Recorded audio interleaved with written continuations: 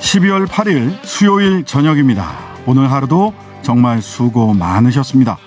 날마다 새로운 퇴근길 시사 맛집 신장식의 신장개업, 오늘도 문 활짝 열었습니다. 저는 주인장 신장식입니다. 윤우진 전 용산세무서장이 세무조사를 무마해주겠다며 뒷돈을 챙긴 혐의로 어제 구속됐습니다. 6년 전 무혐의 처분된 뇌물수사 사건도 재수사에 탄력이 붙을 것으로 보이는데요. 앞으로 이 사건 어떻게 뻗어나가게 될지 직접 오랫동안 이 사건 취재해온 뉴스타파 한상진 기자와 이야기 나눠보겠습니다. 어제 국민의힘 살리는 선대위가 출범했는데요. 오늘도 노재승 공동선대위원장의 과거 발언들이 계속 나오고 있습니다. 윤석열 후보는 선대위에서 검토 중이라고 하는데 그 거취에 대해서요. 관련해서 윤희석 국민의힘 선대위 상임공보특보에게 입장 들어보겠습니다. 이번 대선 대통령 후보만큼이나 후보 배우자에 대한 대중의 관심도 높습니다. 김혜경 씨와 김건희 씨 두 사람 모두 이미 언론의 주목을 받고 있는데요. 오늘 대통령을 위한 정치에서는 가천대 한상익 교수와 영부인에 대한 이야기 나눠보겠습니다. 신장식의 신장기업 단골 손님 여러분과 함께 꾸려가고 있습니다. 유튜브와 홈페이지 게시판 모두 열려 있고요. 짧은 문자 50원, 긴 문자 100원, 샵 0951번으로 보내주십시오. 유튜브에 신장식의 신장기업 검색하면 라이브 방송 확인하실 수 있고요. 팟빵으로 다시 들으실 수 있습니다. 오늘도 하루 소식들 푸짐하게 준비했습니다. 신장식의 신장개업 밥상 들어갑니다. 퇴근길 오늘의 뉴스를 깔끔하게 정리해드립니다. 옥석을 가리는 신장개업 뉴스브리핑 헬마우스 임경빈 작가, 문화일보 이은지 기자 오셨습니다. 안녕하세요. 안녕하세요. 네, 오늘도 소식이 꽤 많습니다. 먼저 코로나19 신규 확진자가 7,000명을 넘었어요. 위중증 환자도 800명대로 들어서면서 연말 앞두고 위기감이 고조되고 있는데요. 현황 좀 살펴주시죠. 네, 코로나19 확산세가 가파르게 증가하면서 8일 0시 기준 신규 확진자가 7,175명으로 처음 7,000명을 넘어섰습니다. 위중증 환자도 840명으로 처음 800명대를 기록하면서 역대 최다치로 집계가 됐는데요. 특히나 수도권을 중심으로 신규 확진자가 집중 발생하고 있는데 수도권만 5,602명으로 나타났습니다. 이에 따라서 정부는 지난 6일부터 사적 모임 규모를 줄이고 방역 패스 대상을 확대하는 등 특별 방역 대책을 실시했는데 그 방역 효과는 이번 주가 지난 뒤인 1, 2주 후에 나타날 것으로 전망하고 있습니다.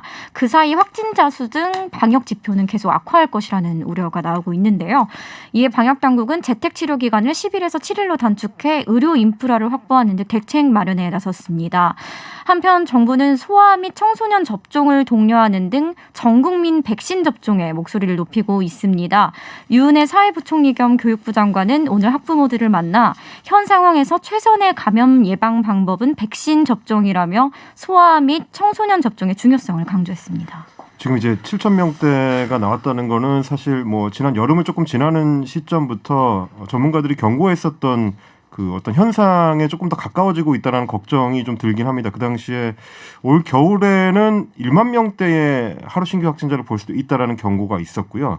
그걸 위해서 의료 인력들을 이제 그 여유를 확보하고 병상을 좀 더 미리 확보를 해놓고 백신 접종에 대해서 이제 속도를 내야 된다. 이런 대책들을 그 당시 주문을 했었는데 네. 과연 그 주문들이 지금 얼마만큼 준비가 돼 있는지가 시험대에 오른 지금 상황이라고 볼 수 있을 것 같고, 저희가 사실 뉴스 브리핑을 통해서도 우리 신주인장하고 저희가 계속 말씀을 드렸지만 방역 인력과 그리고 소상공인들이 이 상황에서 다시 닥친 위기에 대응을 충분히 할 수 있을 거냐, 그런 여력이 남아 있느냐, 그리고 그 여력을 챙겨줄 수 있을 정도로 지금 우리 정부가 충분한 준비를 하고 있느냐. 만약에 다시 이제 그 소상공인이나 자영업자들이 셧다운에 준하는 비상조치가 취해지게 될 경우에는 과연 지원책이나 재원 등이 지금 마련이 돼 있는 건지 여러 각도에서 좀 걱정이 되는 상황입니다. 네, 그 위기의 감도, 그 주변에 확진자가 나오는 것들 이런 게 실제로 피부에 느껴지거든요. 이렇게 목까지 찼다라는 그렇습니다. 생각이 네. 드는데요. 그런 느낌들을 받을 수밖에 없어요. 주변에 확진자가 누가 확진됐대 이런 얘기들을 듣고 있습니다. 그러다 보니까 특히 아동 소아청소년 들의 확진 비율이 어제 저도 통계를 쭉 보니까 20, 30대가 가장 높고요. 그 다음 연령대는 소아청소년들입니다. 20, 30대는 워낙 사회활동이 많으니까 그럴 수밖에 없다. 라고 생각이 되는데 거의 10%에 육박해요. 소아청소년들이 확진율이. 그리고 확진자 중 그 차지하는 비율을 말씀드리는 겁니다. 미접종자가 압도적으로 높고요. 네. 그래서 물론 뭐 접종자가 성인들 뭐 90% 가까이 됐다고 하더라도 그 확진자가 발생하고 있습니다만은 이 소아청소년의 이 확진 비율이 매우 높아지고 있다는 전체 확진자 중 차지하고 있는 그렇습니다. 비율이 너무 높아지고 있어요. 그래서 이런 부분에 대해서는 충분한 소통과 대책이 함께 필요하겠다라는 생각이 듭니다. 자, 어젯밤 늦게 윤석열 후보의 측근인 윤대진 검사장 친형 소윤 대윤 그러죠. 윤석열 대윤 윤대진 검사장 소윤 그 친형인 윤우진 전 용산 세무서장이 변호사법 위반으로 구속됐습니다. 여야 간에 공방 벌이고 있는데 양측 주장과 반응은 어떤 건가요? 네, 윤우진 전 용산 세무서장이 오늘 새벽 구속되자 여당에서는 윤 후보와 친형 윤대진 검사장이 과거 윤 전 서장의 사건을 무마했다는 의혹을 제기하면서 철저한 수사를 촉구를 했습니다. 네. 박성준 민주당 선대위 대변인은 오늘 브리핑을 통해서 윤석열 부인 김건희 씨가 받은 무혐의처럼 검찰이 주는 제2의 윤석열 선물이 돼서는 안 된다. 당시 사건을 계속 끌다 무혐의로 종결해 사실상 면죄부를 줬는데 당시 중앙지검 특수 1부장이던 윤 후보와 윤 검사장 등이 무마했다는 의혹이 제기되는 대목이라고 주장을 했습니다. 이에 이양수 국민의힘 중앙선대위 수석 대변인은 윤 후보는 이 사건에 어떠한 관여도 한 사실이 없다고 반박하고 그 언론들을 향해서 사건 연루와 같은 단정적 혹은 추정적 표현을 자제해달라고 당부했습니다. 그 국민의힘 이양수 대변인의 중앙선대위 대변인의 말은 맞지만 틀린 얘기입니다. 네. 사실 이제 이번에 그 윤우진 전 세무서장이 구속된 건은 2017년 18년 무렵에 있었던 뇌물수수 혐의와 관련된 거기 때문에 지금 그동안 정치권에서 지속적으로 이야기가 되었었고 또 이제 뉴스타파의 보도를 통해서 쟁점이 불거졌던 예전 사건, 그러니까 한 10여 년 전에 그 사건. 2012년 사건이라고 흔히 얘기합니다. 그렇습니다. 그러니까 수사 무마 의혹 사건이 사실은 진짜 쟁점인 거고 그 당시에 윤석열 후보나 윤대진 검사장이 얼마만큼 거기에 직접적으로 개입이 돼 있느냐 안 돼 있느냐 이 문제하고 그 뒤에 이제 윤석열 전 검찰총장이 이제 인사청문회를 받을 때 소위 말하는 이제 위증 논란이 불거졌었던 네. 윤우진 씨한테 변호사를 소개시켜 줬느냐 아니냐 그리고 그 변호사가 이제 중수부에서 같이 일했었던 후배 변호사였기 때문에 더 논란이 컸었던 것이고 이남석 변호사잖아요. 예. 네. 언론에 다 나온 얘기입니다. 뭐. 말해도 되는군요. 네. 그래서 그 당시에 이제 뉴스타파하고 이 통화를 할 때는 내가 보냈다라고 했는데 인사청문회 때는 이제 그런 적 없다라고 해가지고 오전에는 없다. 그리고 오후에는 그랬나요? 죄송합니다 하고 사과하고 그랬죠. 네. 그리고 그 당시에 사실 이제 이 수사가 다시 불거지게 된 것이 국민의힘 측에서 고발을 해가지고 이루어진 거거든요. 그게 아이러니죠. 지금 완전히 뒤집힌 상황입니다. 네, 국민의힘에서 고발했어요. 예, 국민의힘에서 고발해서 이 사건이 지속되고 있고요. 2015년 2월달에 무혐의 처분됐는데 다시 이 국민의힘에서 그 청문회 끝나고 나서 고발해가지고 이 사건이 다시 서울중앙지검 형사 13부에서 수사가 되고 있고 이 사건 공소시효는 2022년 7월 29일입니다. 이때까지 검찰이 어떤 결과를 내올지 요즘 분위기로는 땡처리하는 분위기인데 어떨지 모르겠습니다. 관련해서는요. 이 사건 지속적으로 끈질기게 집요하게 취재한 뉴스타파 한상진 기자 스튜디오로 모시고 자세하게 이야기 들어보도록 하겠습니다. 자, 비니좌 이렇게 불렸죠. 지난 4월 7일 서울시장 보궐선거에서 오세훈 후보 지지 연설을 했고 그다음에 이준석 대표가 더 기대해도 좋다. 이런 추천의 글을 SNS에 직접 남기기도 했던 노재승 씨 여러 논란 나오고 있습니다. 이에 대해 윤 후보도 영입 철회 등을 검토하고 있다고 하는데 오늘 뭐 본인이 직접 언론에 나서서 해명을 하고 특히 김구 발언과 관련돼서 해명을 하기도 했어요. 오늘 어떤 얘기들 오고 갔는지 좀 소개해 주시죠. 네, 윤 후보 선대위에 청년과 자영업자 이 두 가지로 전격 영입된 노재승 공동선대위원장의 과거 발언이 지금 논란이 계속되고 있는데요. 그러자 윤 후보 측도 영입 철회 등을 검토하고 있는 것으로 알려졌습니다. 윤 후보는 오늘 광주 전남 향후에 간담회를 마치고 기자들과 만난 자리에서 선대위에서 이분이 민간인 신분으로 하신 얘기들에 대해서 지금 전반적으로 한번 쭉 보고 있는 것 같다고 말을 했습니다. 그래서 기자들이 영입 철회 가능성을 묻자 했습니다. 이에 대해서는 가정적으로 말씀드리긴 어렵고 지금 검토를 하고 있다고 들었다라고 밝혔는데요.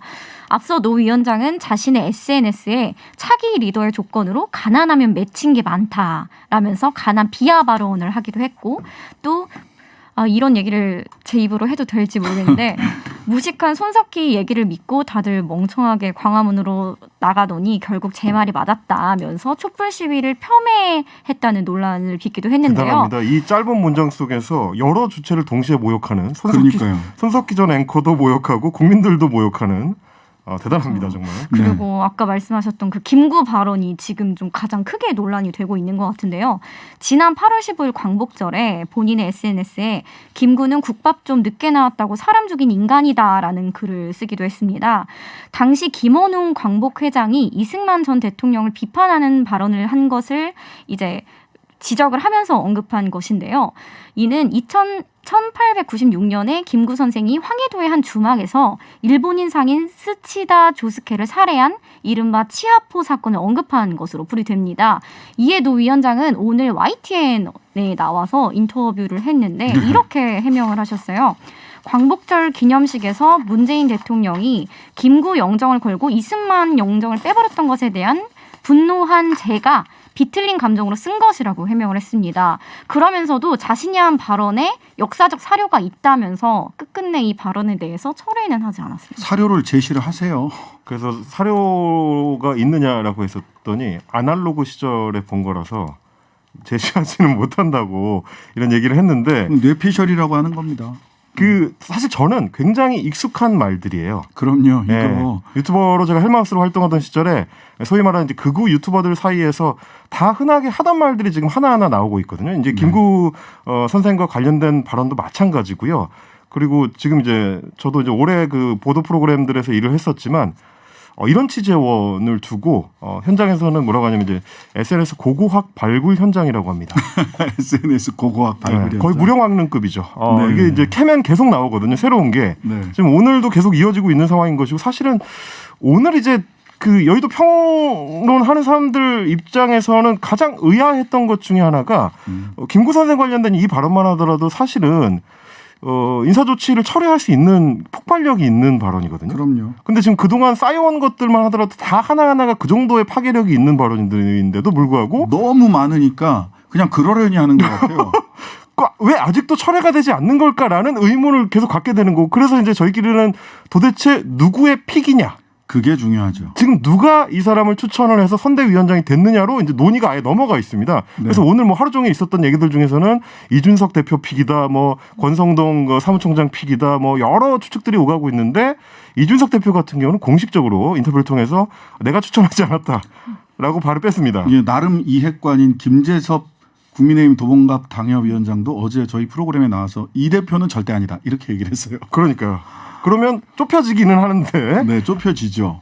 그러면서도 사실 이제 이준석 대표도 자신이 추천하는 건 아니다라고 하면서도 5.18 폄하 발언과 관련해서 약간 해명을 한 것은 5.18 그 이제 역사 왜곡 특별법, 역사 왜곡 처벌을 위한 특별법에 대해서는 토론의 여지가 있다. 이제 이렇게 남겼습니다. 물론 이제 그 부분에 대해서 이제 표현의 자유와 관련해 가지고 법안을 어떻게 좀 보아야 되는지는 토론의 여지가 있지만 문제는 노 위원장이 그 말을 할 때 실제 그 법안에 대한 토론을 유도한 게 아니고 어떤 의도를 그 뒤에 숨기고 있었느냐 혹은 그 문제의 유튜브 영상 안에 어떤 내용이 있었느냐거든요. 거기는 5.18이 폭동으로 볼 여지가 있다라는 내용이 분명히 들어 있습니다. 자, 여기 그 김구 살인자 발언 국밥 좀 늦게 나왔다고 사람 죽인 인간이다. 저는 어제 추정되는 바가 있었는데 그냥 말씀을 안 드리고 있었는데 본인이 해명을 했어요. 해명하는 과정에서 1948년 8월 15일을 건국절로 해야 된다. 그렇습니다. 왜 건국절 기념 안 하냐. 이승만은 나의 영웅이다. 이런 얘기를 했거든요. 이 얘기는 실은 박근혜 정권 시절에 국정교과서 만들자고 하면서 극우 유튜버들이나 그렇습니다. 또 뉴라이트 인사들이 말하자면 대한민국 헌법 전문에 임시민주정부의 법통을 계승한다라고 하는 헌법 전문을 부정하면서 나왔던 얘기고 그 이야기와 똑같은 맥락 안에서 임시민주정부로부터 대한민국이 시작된 게 아니라 이승만 대통령의 건국절 1948년부터 시작된다라고 하는 뉴라이트 역사관에 기반한 얘기입니다. 그러다 보니까 김구는 그런 인간, 국밥 늦게 나왔다고 사람 죽인 인간이라고 얘기를 해야 맞습니다. 뉴라이트 역사관으로 대한민국사를 해석할 수 있게 되거든요. 그 맥락에서 나온 것이기 때문에 근본적으로 사인이 그냥 하는 이야기가 아니고요. 극우적 뉴라이트적 역사관에 입각한 사람을 상임선대위원장으로 국민의힘은 선택을 한 것이고 따라서 그 역사관을 윤석열 후보가 받아들이고 있는 것인지에 대해서 저는 해명해야 된다. 개인 한 사람의 거취의 문제가 아니다라고 생각합니다. 그렇습니다. 이 부분에 대해서 저는 그 상임선대위원장은 그 선대위는 해명하셔야 됩니다. 자. 이재명 후보가요. 김종인 100조 손실보상에 대해서 진심이면 환영한다 이런 얘기했어요. 자 50조 받고 50조 더 이렇게 나왔습니다. 지금. 네, 맞습니다. 이제 이재명 민주당 대선 후보가 오늘 김종인 선대위원장이 조선일보와의 인터뷰에서 집권하면 자영업자, 소상공인 등 코로나19 피해 보상을 위해 50조 원이 아닌 100조 원대 투입을 검토해야 한다고 말한 것을 두고 진심이면 환영한다는 입장을 표명을 했습니다. 사실 이것은 이 후보가 계속해서 주창을 해왔던 거죠. 국가가 코로나19 피해 보상을 위해 예산을 들여 나서야 한다. 꾸준히 주장해 왔는데 이와 궤를 같이 하는 김 위원장의 발언이 나오자 동의한다는 뜻을 내비친 겁니다. 김 위원장은 이렇게도 말씀을 하셨는데 비상사태를 극복하기 위해선 비상한 조치가 필요하다. 정부 예산을 10% 절감하는 등 방식으로 재원을 조달하고 모자라면 국채도 발행해야 할 것이라고도 말했습니다. 네. 좀 안타까운 것이 네. 이 얘기가 지금 계속 뱅뱅 돌고 있거든요. 그러니까요. 50조 얘기가 나왔을 때도 받겠다고 했었고 지금 이제 김종인 위원장이 100조 얘기한 것도 받겠다고 했는데 당장 저희가 초반에 이야기했듯이 맞아요. 자영업자들이나 소상공인들은 지금 당장 급하거든요. 지금 정치권에서 내년에 어떻게 할 건지 대선 공약으로 어떻게 할 건지를 논의하는 것도 중요하지만 정말 그렇게 할 수 있다고 서로 양쪽이 다 얘기하는 거라면 빨리 합의를 해서 어떤 조치가 필요하지 않을까. 저는 정부 여당이 50조든 100조든 논의해서 결정하겠다라고 한 이후에 바로 예비비 집행에 들어가면 된다. 엊그제 김성환 원내 수석 부대표도 그런 말씀하셨거든요. 예비비 집행하시면 됩니다. 그냥 말로 치고받을 게 아니라 실제 보여달라라는 말씀을 드리고요. 자, 우리 단골 손님 여러분께 안내 하나 드리겠습니다. 2021년 한 해 TBS와 함께해 주신 청취자 여러분들께 2022년 TBS 탁상 달력 나눠드리고 있습니다. 제 사진도 들어있고요. 필요하신 분들은 짧은 문자 50원, 긴 문자 100원, 샵 0951로 달력 이렇게 써서 보내주세요. 당첨자분들께는 개별 연락드리고요. 저희가 30분, 30분 추첨해서 보내드리도록 하겠습니다. 예, 지금까지 헬마우스 임경빈 작가, 문화일보 이은지 기자였습니다. 감사합니다. 고맙습니다. 감사합니다. 윤우진 전 용산 세무서장이 변호사법 위반으로 구속됐습니다. 윤우진 씨의 동생은 윤대진 검사. 윤대진 검사는 윤석열 후보의 최측근, 대윤, 소윤 이렇게 불리던 사람이었는데요. 윤우진의 검찰 로비가 과연 어느 선까지 갔느냐. 그다음에 사실 핵심적인 증거들이 있는데 이 증거들을 검찰이 확보한 부분도 있고 확보하지 못한 것도 있는데 증거를 가지고 이제 정황이 아니라 증거로 입증될 수 있는 게 어디까지인가 관심이 집중되고 있습니다. 초기부터 관련 의혹을 오랜 시간 끈질기게 취재해 오신 뉴스타파 한상진 기자 모시고 이야기 나눠보겠습니다. 안녕하세요. 네, 안녕하세요. 네.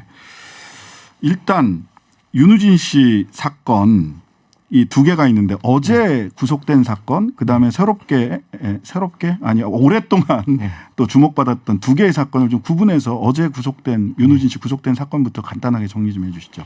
어제 구속됐던 사건은 2017년에서 18년경에 윤우진 씨가 자신의 또 최측근 최모 씨라는 분이 있는데 네. 그 사람과 동업을 하던 인천 지역에 있는 사업가로부터 정관계 로비를 해주겠다라는 명목으로 돈을 받아간 게 이제 시작점이었고요.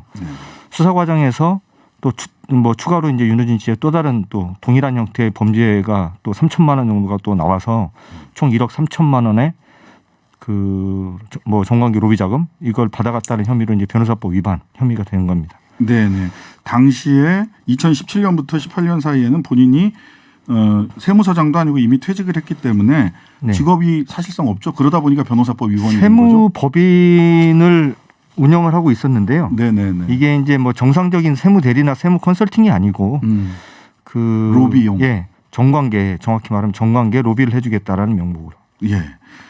자, 이 사건 과정에서도 사실은 검사들 이름이 나오고 하니까 검찰이 사건을 굉장히 오랫동안 네. 그냥 묵혀두고 있다가 뉴스타파에서 윤우진 씨가 네. 이 제보자를 네. 매수하기 위해서 5천만 원짜리 수표 2장을 윗주머니에서 꺼내가지고 이렇게 수표 세 장이고 1억 1천만 원입니다. 1억 1천만 원. 네. 이런 보도가 나오니까 그제서야 다시 수사 속도를 내서 어제 결국 구속 기소까지 네, 이르렀던. 예. 취재를 한 입장에서는 구속 기소가 당연하다 또는 요즘 하도 구속되는 게 어려운 것 같아서 네. 어떻게 보셨어요? 일단은 그 돈을 줬다라는 사람의 진술이 정확하고 일관됐고 네. 그리고 제가 이제 취재한 바로는 수사 과정에서 네. 그 사업가가 전달했다라는 돈 1억 원이 정확하게 윤우진 씨 측 계좌로 입금이 되고 거기서 사용된 흔적이 확인이 됐다라고 제가 알고 있어요. 네네. 그래서 아마도 이런 정도라면 기각이 되지는 못하겠다라는 생각 정도는 하고 있었습니다. 네. 자, 저는 이 사건 보면서 재밌게 본 것은 최 씨입니다. 네. 최 씨가 그 소위 2012년 사건, 네. 그러니까 마장동 육류 수입업자로부터 네. 뇌물을 받았고 네. 이 과정에서 변호사를 윤석열 후보가 이남석 변호사를 네. 윤우진 씨에게 소개해 줬고 골프장에 같이 가서 뇌물의 공범인 것 아닌가라고 하는 의구심, 그다음에 이 사건이 무마되는 과정에서 본인의 직권을 남용한 의혹 이렇게 이어지는 이 사건에서 해외 도피를 할 때 보니까 윤우진 씨가 해외 도피할 때 이 뒤에 사건 어제 구속된 사건에서 나왔던 최 씨가 네. 같이 동남아를 다니는 뭐 해외 도피를 같이 했다 이렇게 지금 네, 보이던데요. 맞습니다. 그 예. 윤우진 씨가 2012년 8월 30일 날 네. 홍콩을 거쳐서 태국으로 들어갔고요. 네. 태국과 캄보디아를 오가면서 8개월 동안 도피 생활을 했는데 네. 그 8개월 기간의 거의 대부분을 그 같이 도피 생활을 같이 했었던 사람이 바로 그 최모 씨입니다. 네. 그리고 사소하게는 윤우진 씨가 골프장에서 골프를 칠 때 썼던 가명이 바로 그 최모 씨 이름입니다. 아, 바로 그 최모 씨군요. 네, 그렇습니다. 그러니까 윤우진 씨가 2012년 8월 달에 이 골프장 뇌물 의혹 등등을 받아서 네네. 수사를 받고 있다가 해외로 도피를 네, 하게 되는 거죠. 네, 그렇습니다. 예. 해외 도피했다 들어왔는데도 전혀 처벌받지 않았는데. 그냥 들어온 것도 아니고요. 인터폴에 체포가 돼가지고 예. 그 들어왔는데 구속 안 됐습니다. 예. 구속이 안 됐어요. 그래서 2012년 사건으로 최 씨가 계속 등장해서 네, 맞습니다. 2012년 사건으로 돌아가 보자면 2012년 사건도 간단하게 좀 정리를 해줘 보시죠. 간단하게 정리를 하면 예. 윤우진 씨가 성동 세무서장 시절에 네. 자기 관할 지역에서 사업을 하고 있는 육류 수입업자 김모 씨로부터 그 김모 씨가 세무조사를 세게 받았어요. 네, 네, 네, 세게 네. 받으니까 그 세무조사를 무마해주겠다라는 명목으로 골프비 4천여만 원 정도 네. 그리고 현금 3천만 원 정도를 받고 네. 그 업자에게 세무사도 자기가 이제 소개를 시켜주고 네. 그 자기가 소개시켜준 세무사로부터 현금 5천만 원을 또 받고 네. 그리고 뭐 기타 등등 해서 네. 대략 한 1억 5천만 원 정도의 뇌물을 받아 챙겼다라는 혐의였습니다. 네. 그래서 인천 이 건 관련해 가지고 인천 골프장에 대해서 경찰이 네, 압수수색 영장을 7번을 청구를 하죠. 네, 그렇습니다. 그 뇌물을 파킹해 둔 골프장에서 도대체 누가 와서 네. 뇌물을 가지고 골프를 치고 또 깡해서 돈을 뭐 네. 여비도 받아가고 그랬다고 하는데 누가 도대체 뇌물 공범인가를 입증하기 위해서 검찰에 경찰이 7차례 압수수색 영장을 청구를 했죠. 네, 맞습니다. 한 번 발부되고 6번 네, 6번 기각됐습니다. 발부됐을 때와 발부되지 않았을 때 차이가 뭡니까? 이거는 뭐 무슨 서류나 정확하게 이제 수사 과정에 대한 취재로 이제 확인된 건 아니고요. 네. 2012년 당시 제가 취재를 할 때 이제 경찰 수사팀 관계자로부터 들었었던 얘기는 뭐냐면 네. 처음에는 경찰 수사팀이 윤우진 씨가 본인 이름으로 골프를 치는 줄 알아서 네. 윤우진 이름으로 돼 있는 골프 부킹 내역을 달라고 이제 요구를 하니까 이제 압수수색 영장. 영장을 이제 내줬다는 거예요. 네네. 그것도 이제 세 번째. 네. 그러니까 처음에 한 두 번은 또 이제 그 내주지 발부를 이제 않다가. 기각을 하다가 네. 세 번째 내줬는데 가보니까 윤우진 씨 이름으로 돼 있는 부킹 내역은 없고 나중에 알고 보니까 이제 최모 씨 이름으로 주로 쳤다라는 걸 이제 알게 됐고 해외로 같이 도피했던. 예. 그래서 그 최모 씨 이름으로 부킹이 되어 있는 내역을 달라고 그러니까 그때부터 이제 안 내놨다라는 게 이제 그 당시 제가 취재했었던 내용입니다. 그렇다면 그 뇌물로 제공해 놓은 골프 피 미리 파킹해 놓은 골프 피 그다음에 여비로 현금으로도 받아가고 그랬다고 하는데 그거를 받아서 골프를 쳤다면 뇌물죄 공범 내지는 뇌물을 받은 사람이 되는 거죠. 네. 그러니까 이게 두 가지인데요. 네네. 만약에 이 돈이 부당한 돈, 뭐 뇌물이다라는 걸 알고도 네네. 쳤다. 그리고 예. 그 당시 그 돈은 명백하게 뭐 거의 정확하게 사업가의 세무조사를 무마해주겠다라는 명목으로 목적, 예. 받은 거니까 대가성이 분명하다는 거죠. 그런 내용까지를 알고도 만약에 골프를 치고 그 돈을 나눠 썼다고 한다면 그건 네네. 뇌물 공범이 아니라 그냥 뇌물죄가 뇌물죄가 되는 거고요. 되는 거죠. 예. 만약에 그런 걸 몰랐다 하더라도 예. 그게 법적으로 이제 뇌물 공범의 혐의를 둘 수가 있는지는 좀 따져봐야 되겠지만 네네. 어쨌든 그게 만약에 공무원이라고 한다면 이건 네. 뭐 김영란법이 아니라고 하더라도 당연히 문제가 돼야 되는 문제예요. 네네. 그런데 그렇다 보니까 사실 핵심 증거 중에 하나가 뇌물죄와 관련해서는 핵심 증거 중에 하나가 이미 육류 그 수입업자 다이어리에는 윤석열, 윤우진 본인 골프장 함께 가는 일정표가 지금 나온 거죠. 정확히 말씀드리면 그 예. 육류 수입업자 김모 씨가 쓰는 다이어리에 네네. 포스트잇 같은 게 붙어 있었는데 네. 거기에 이제 그 포스트잇은 주로 뭐 몇 월 며칠 날 네네. 누구하고 이제 골프를 칠 때 동반자 이름을 적어놓는 내용의 포스트잇 네네. 붙어 있었는데 네. 그 포스트잇 중에 한 군데에서 윤석열 뭐 당시 부장검사의 이름이 확인됐다라는 겁니다. 네. 근데 그게 실제로 그냥 실제로 그 다이어리에만 포스트잇으로 있는 것인지 실제 네. 가서 골프를 쳤는지를 확인을 하려면 수사를 해야죠. 수사를 해야 되고 그 골프장의 부킹 내역 그렇죠. 이걸 봐야 되는데 네. 이거는 압색영장이 안 나와서 네. 지금 확보는 거의 불가능해진 것 같은데요. 네, 맞습니다. 그러니까 2012년에도 사실은 경찰 수사팀이 저는 굉장히 노력을 많이 했다고 봐요. 서울경찰청 광역수사대인데 네. 그 당시 서울청 광역수사대에서 수사한 내용 네. 그리고 그 이후에 뭐 현재 시점에서 이제 취재한 내용을 봐도 그리고 윤은희 씨 본인 자체도 저한테 했던 얘기가 네. 자기는 주로 네. 검사 혹은 경찰 간부 아니면 언론인 언론인. 이 사람들하고만 쳤다는 거예요. 어쨌든 네. 검사들하고 저 운동을 했다라는 걸 부인하진 않아요. 네.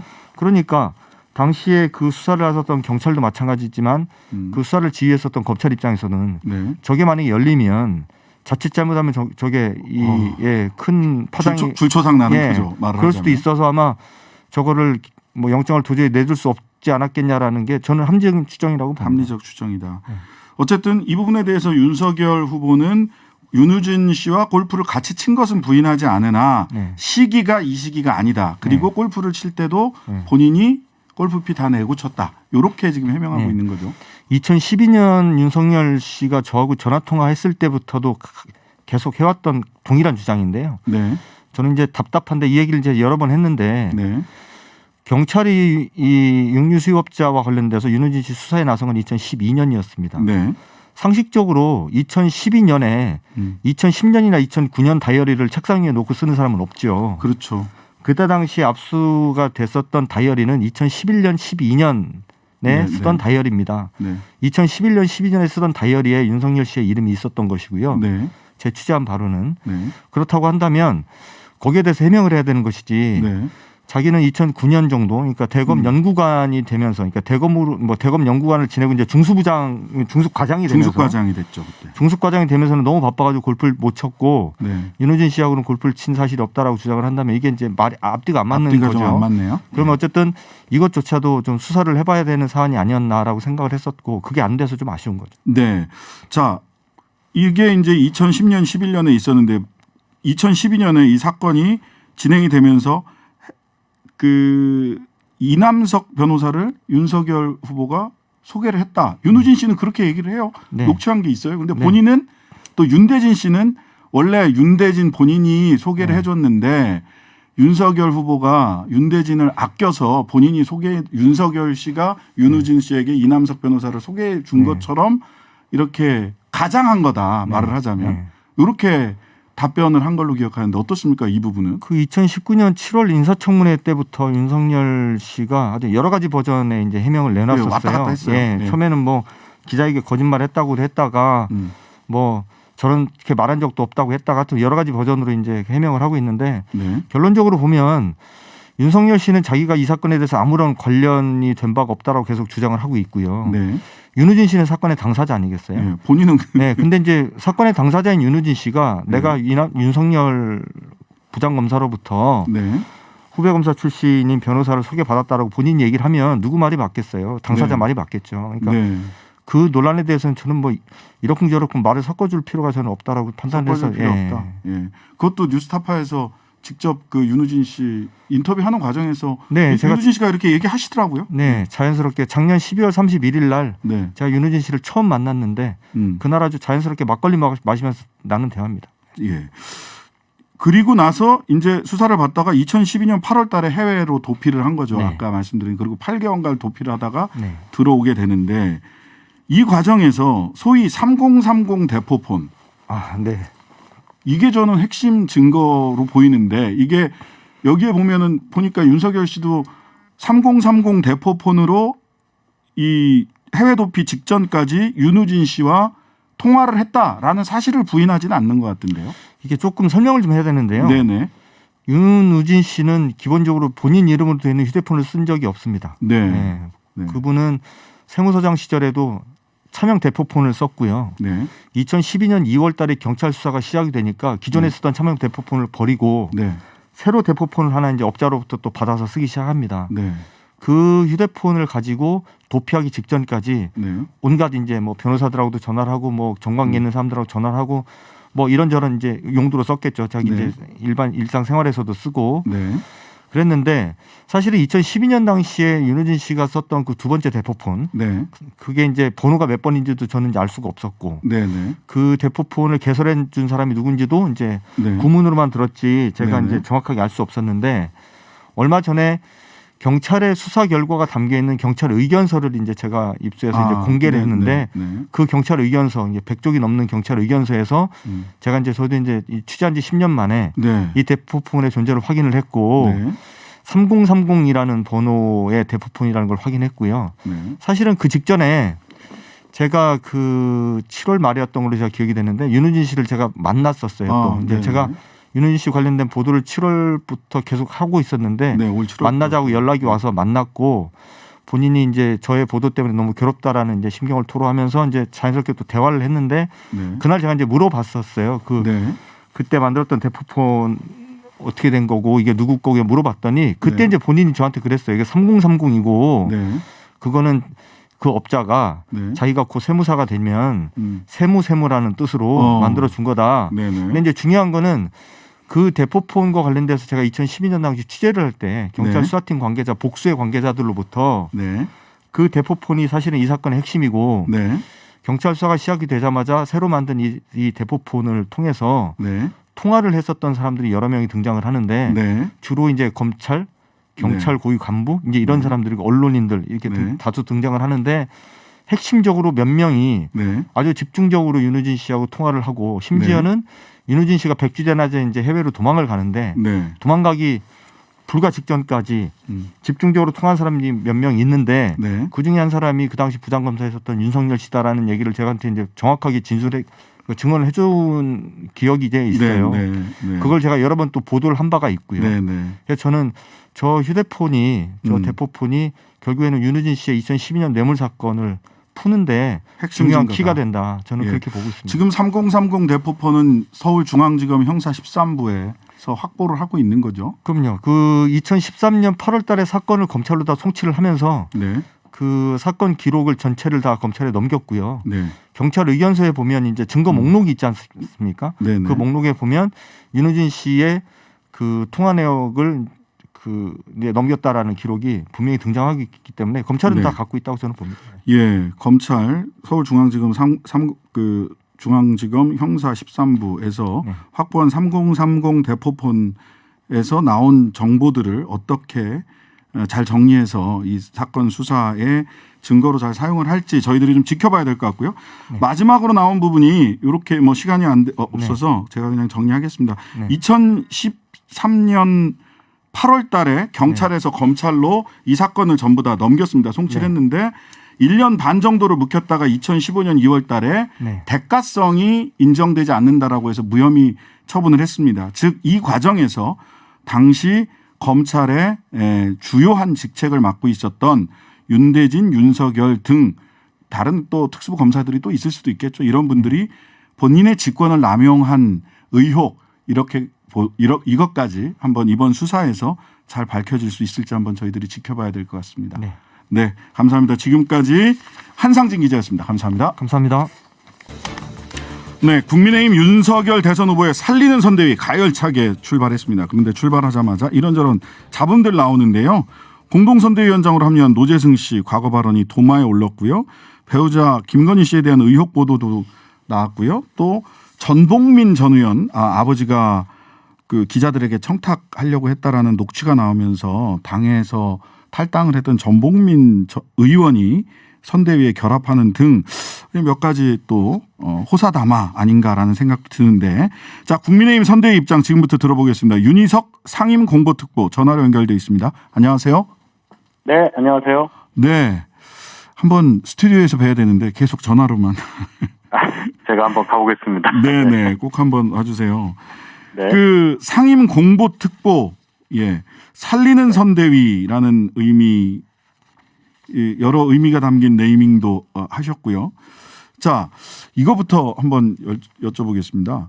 윤핵관 문제가 완전히 해소된 거는 아니지 않냐. 또 최근에는 보니까 함익병 씨 관련해서 김종인 총괄이 추천을 한 거다.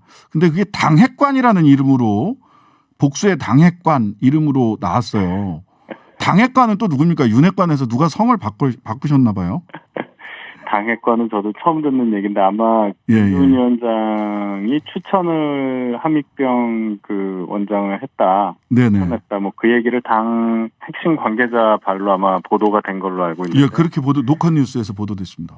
예. 근데 뭐 그것은 사실이니까요. 김종인 위원장 본인도 그걸 시인을 하셨고요. 본인이 네네. 추천을 했다. 아. 그건 뭐 그게 큰 문제가 될 것 같지는 않고. 네네. 윤핵관이 누구냐 저도 궁금한데 윤핵관 문제는 이렇게 보시면 될 것 같아요. 저희가 이제 정권 교체를 위한 그 큰 대의를 위해서 마음을 다 모아서 가고 있지 않습니까?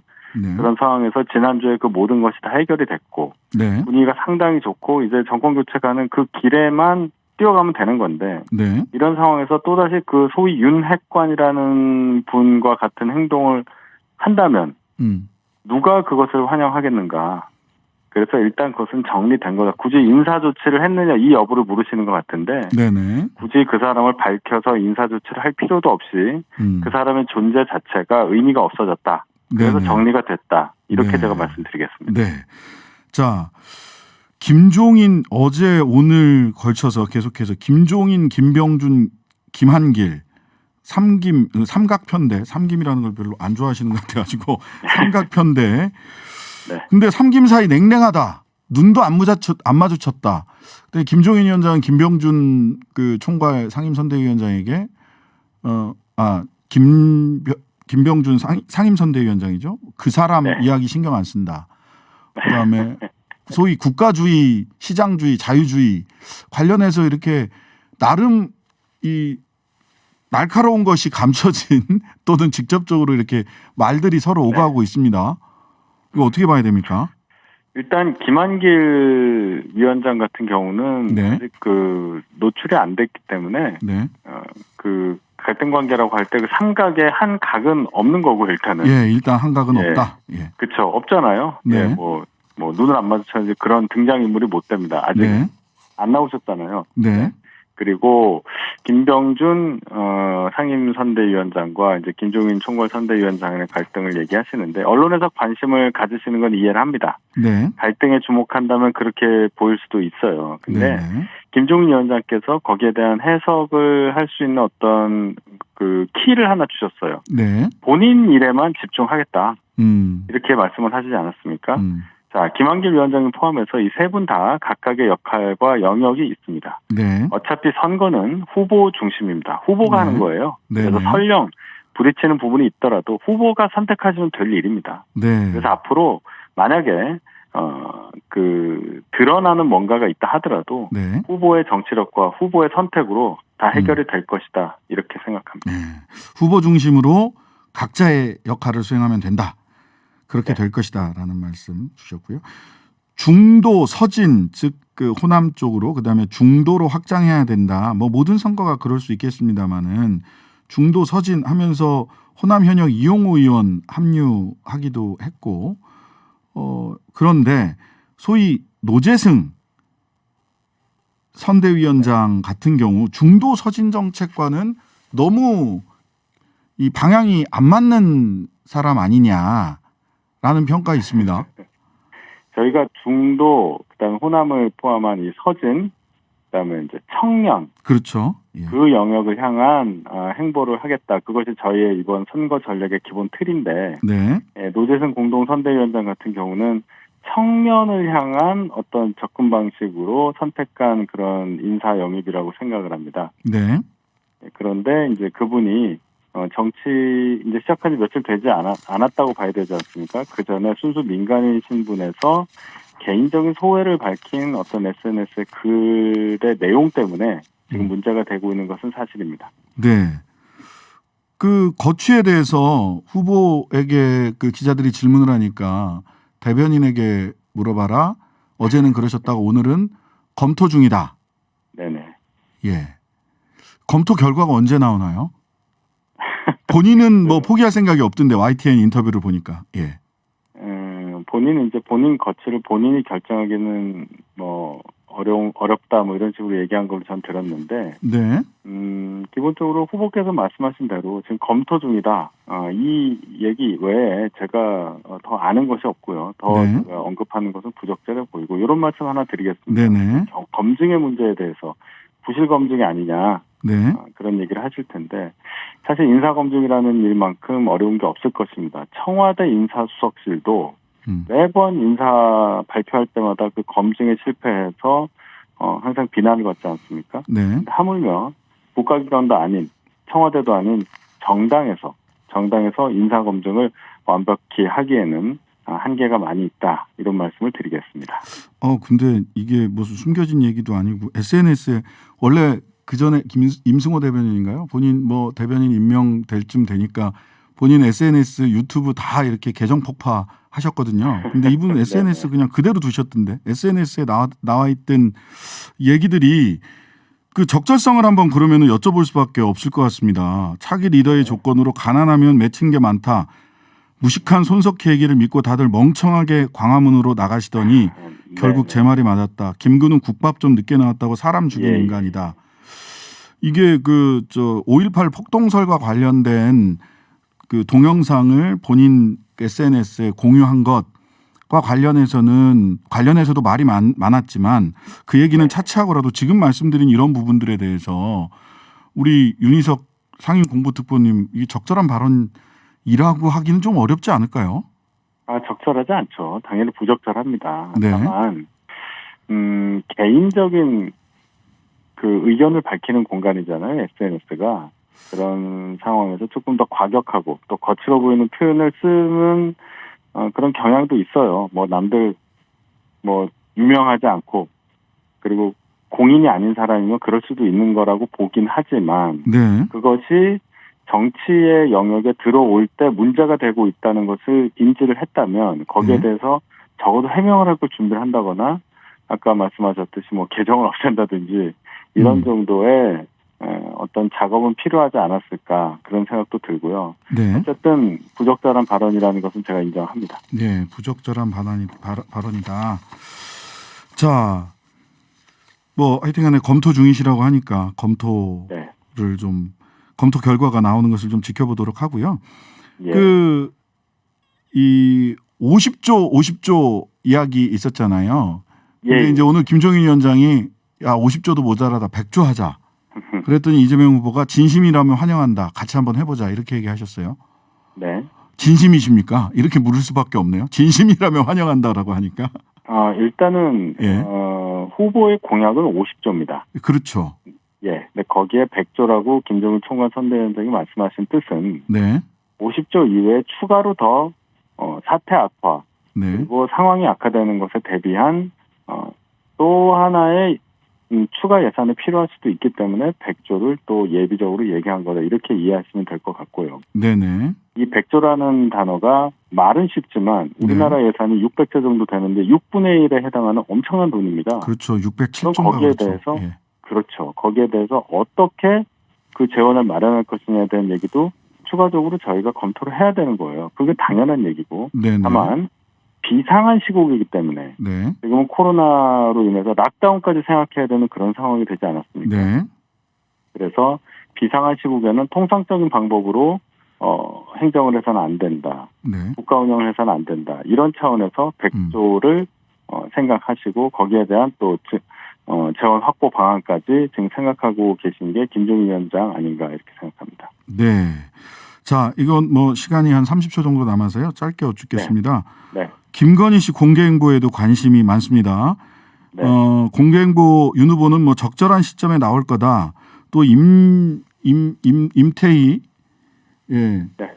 그 우리 총괄 상황본부장께서는 네. 뭐 커튼 뒤에서 주로 내조할 거다 이렇게 얘기를 하시던데 그건 안 나오겠다는 얘기잖아요. 나오십니까? 아니고요. 예. 당연히 나와야죠. 아, 후보의 나오십니까? 배우자가 갖고 있는 선거에서 영향력이 있습니다. 다만 민간인 신분으로만 계셨기 때문에 네. 처음 대중에게 노출되는 상황이기 때문에 네. 적절한 시기, 적절한 형식 이런 것들을 더 신중하게 고려해야 되는 상황이라고 이해해 주시길 바랍니다. 네. 적절한 시기에 나올 것이다 라는 말씀까지 들었습니다. 국민의힘 중앙선대위 윤희석 상임 공보특보였습니다. 오늘 말씀 잘 들었습니다. 네, 감사합니다. 네. 한국의 소득 수준은 서유럽 국가들만큼 부유하지만 불평등은 훨씬 심각하다.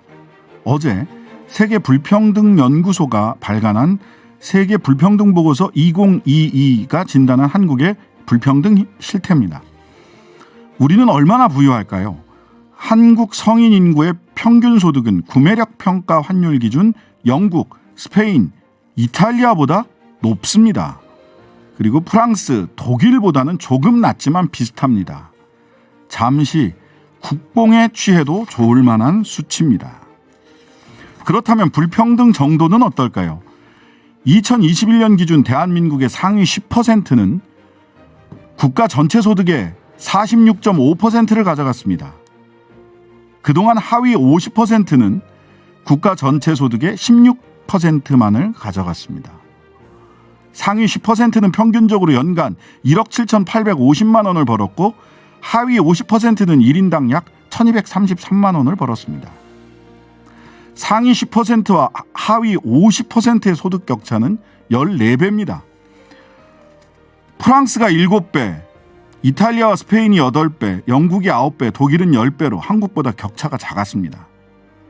더 심각한 것은 자산 불평등입니다.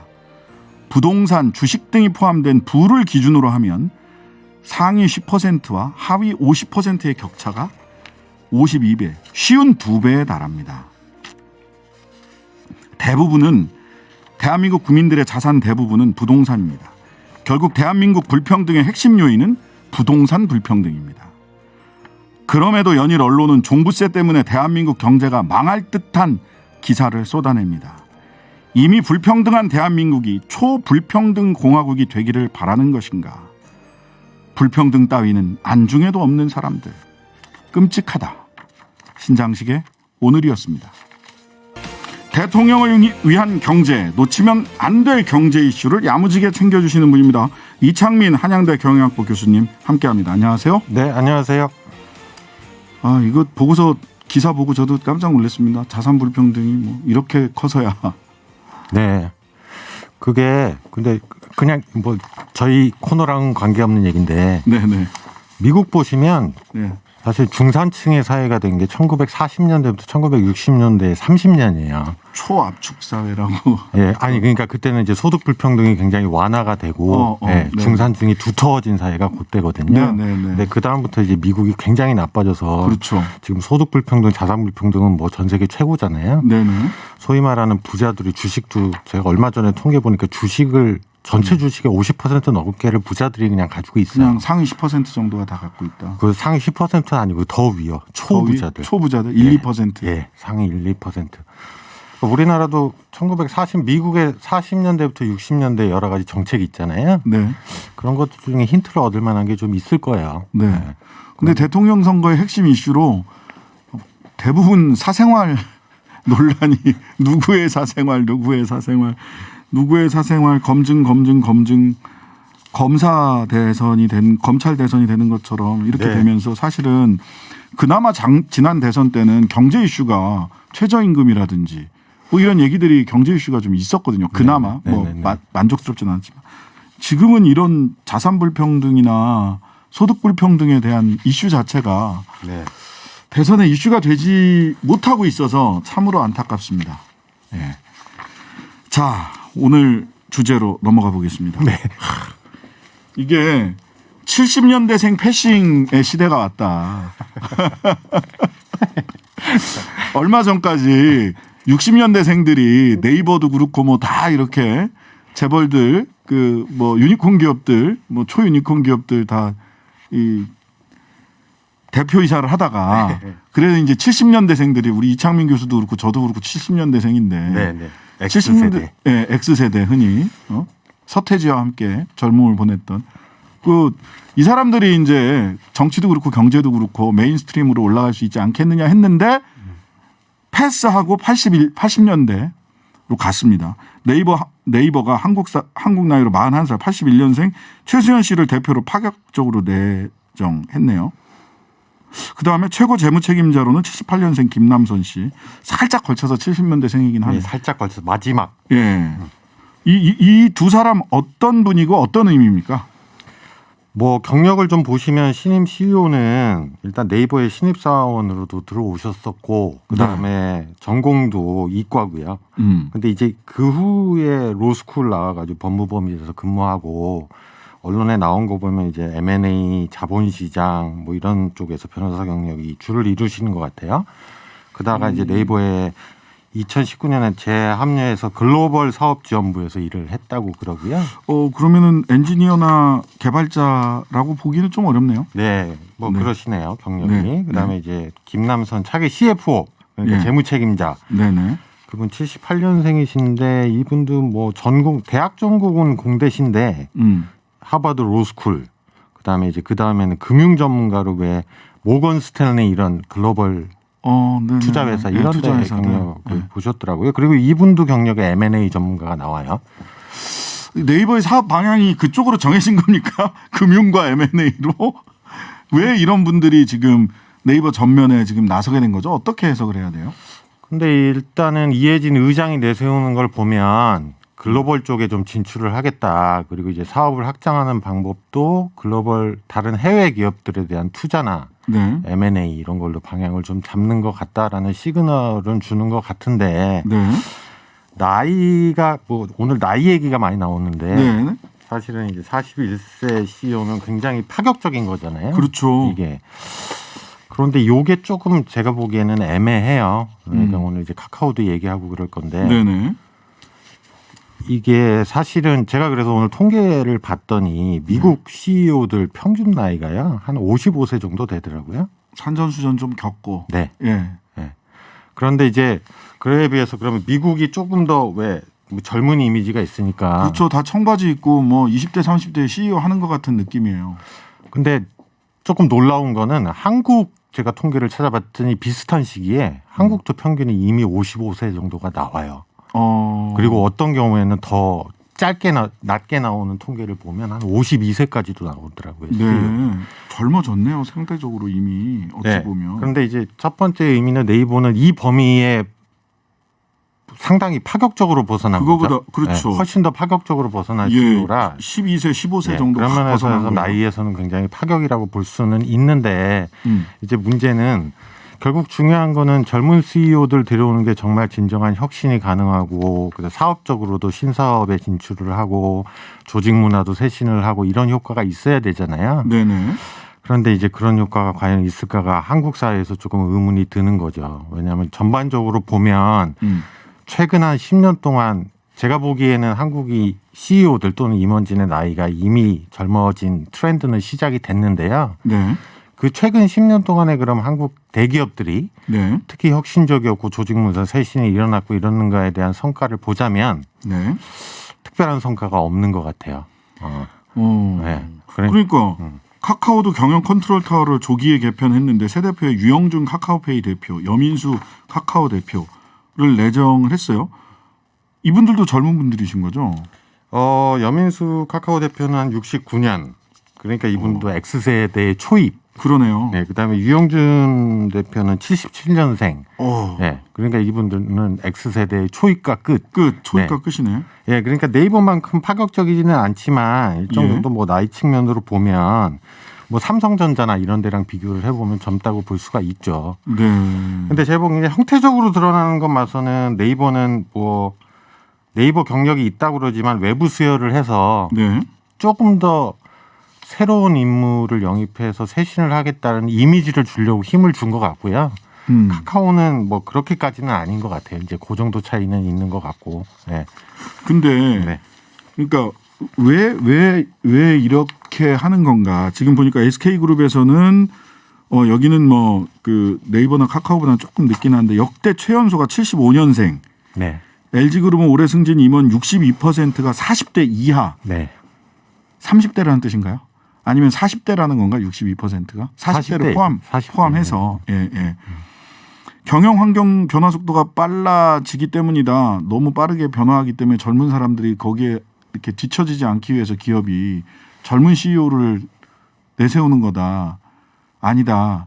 단순히 그냥 젊은 이미지를 소비자들에게 주는 것뿐이고 실질적으로 뭐 장막 뒤에서 대주주라든지 말하자면 김범수 의장으로부터 자유롭게 새로운 이 경영진들이 의사결정할 수 있을까라는 의문도 들거든요. 어떤가요?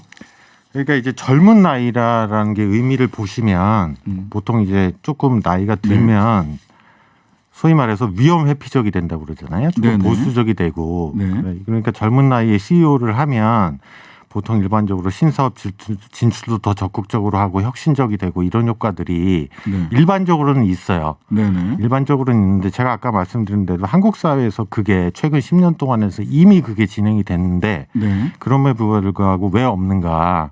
저는 그러니까 한국 사회의 독특한 경영 구조를 봐야 될 것 같아요. 그러니까 경영 구조를 봐야 된다. 그러니까 지금 사회자분께서 말씀을 해주셨는데 한국 사회 독특한 경영 구조의 제가 보기엔 특징은 뭐냐면 경영진 구조를 보면 총수는 임기가 매우 길어요. 그렇죠. 네. 총수는 임기가 길어요. 평생 직장 아닙니까? 네.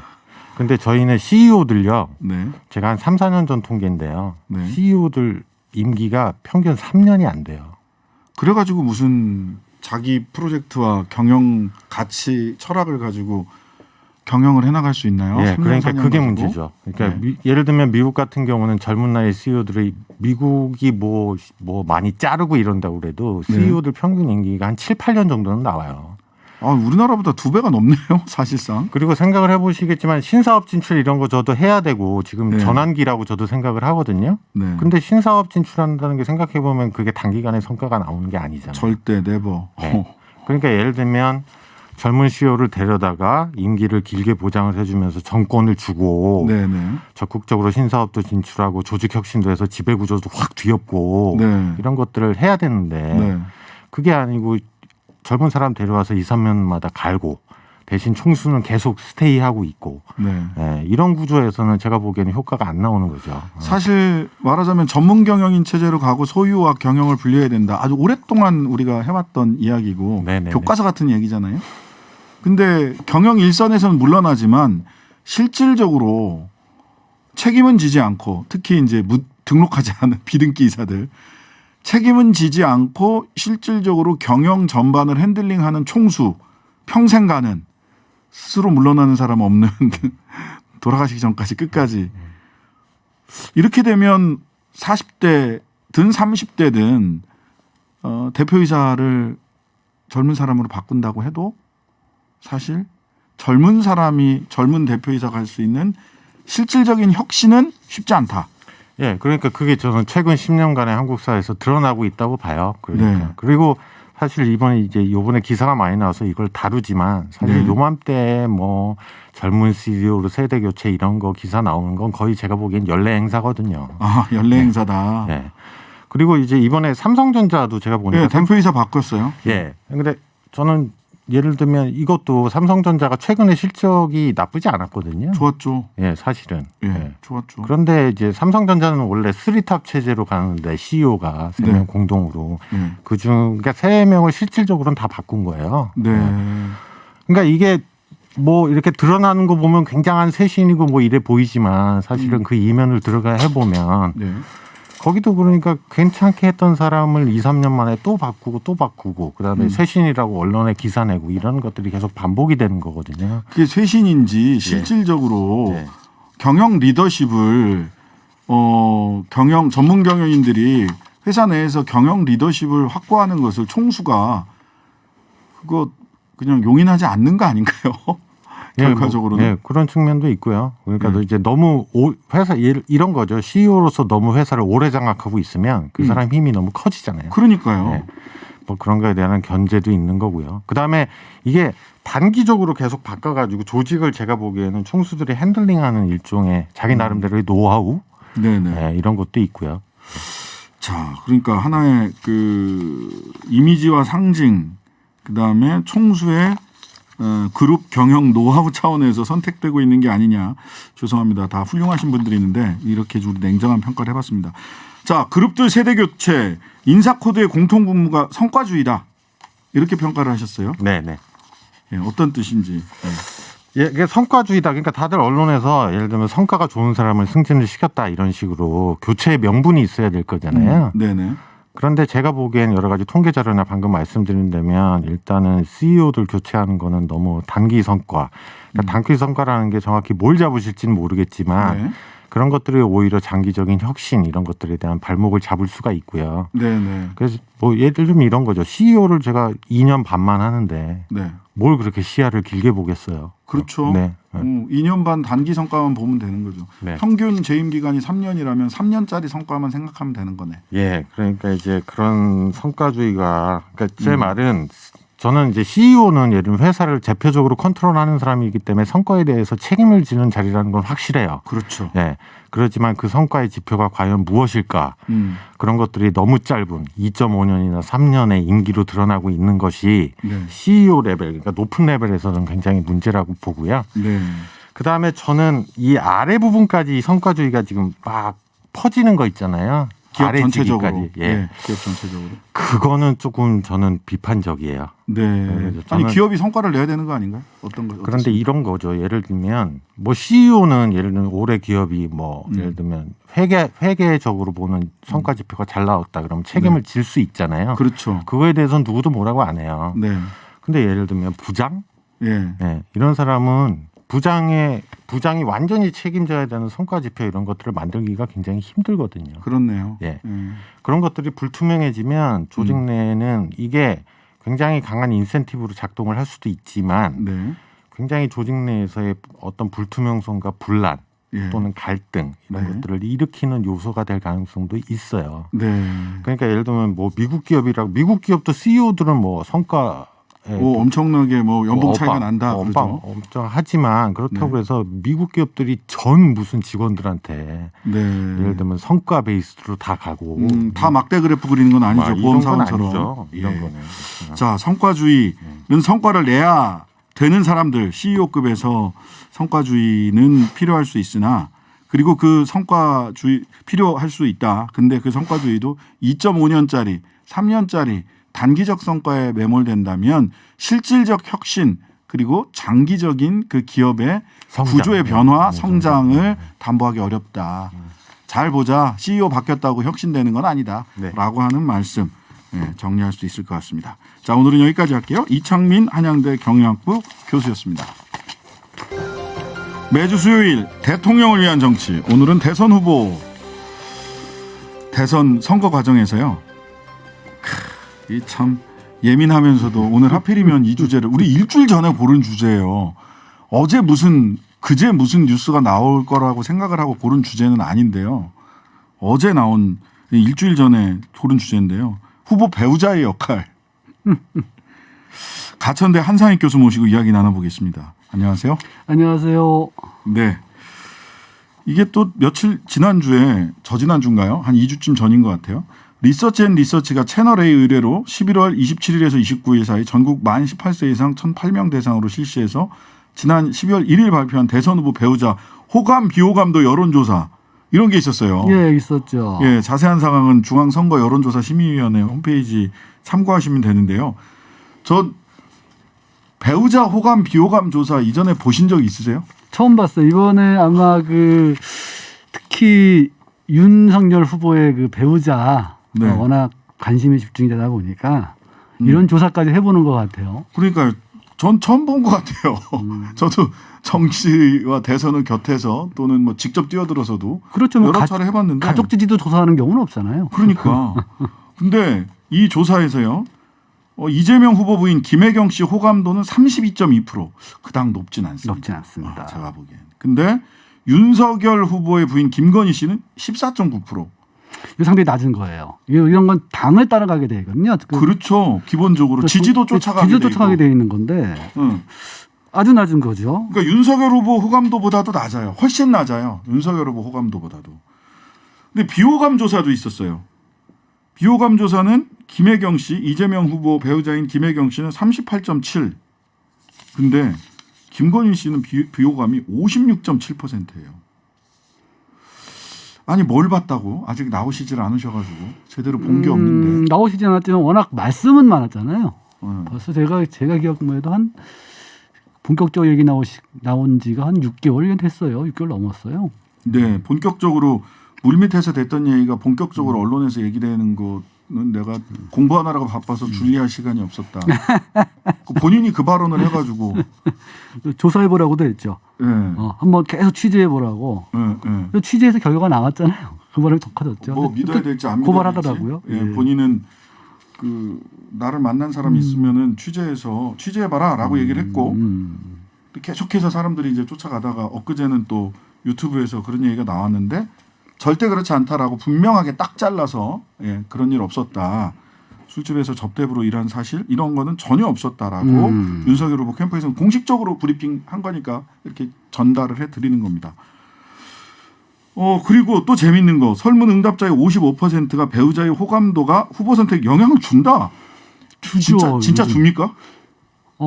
이 부분을 좀 설명하려면 연성 정치 얘기를 좀 해야 되는데. 소프트 팔러틱스. 예, 그 얘기를 좀 해야 되는데. 예, 그게 뭔지 좀 설명 좀 해주십시오. 그러니까 예. 이게 조셉 나이 교수가 그 국제 정치에서 조지프 나이라고 배웠던. 예.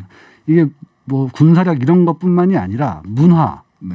공감, 뭐 이런 설득력이 굉장히 중요하다. 이런 것들이 이제 그 국제 정치에서 큰 힘을 발휘한다는 건데, 네. 이 개념을 조금 비틀어서. 네.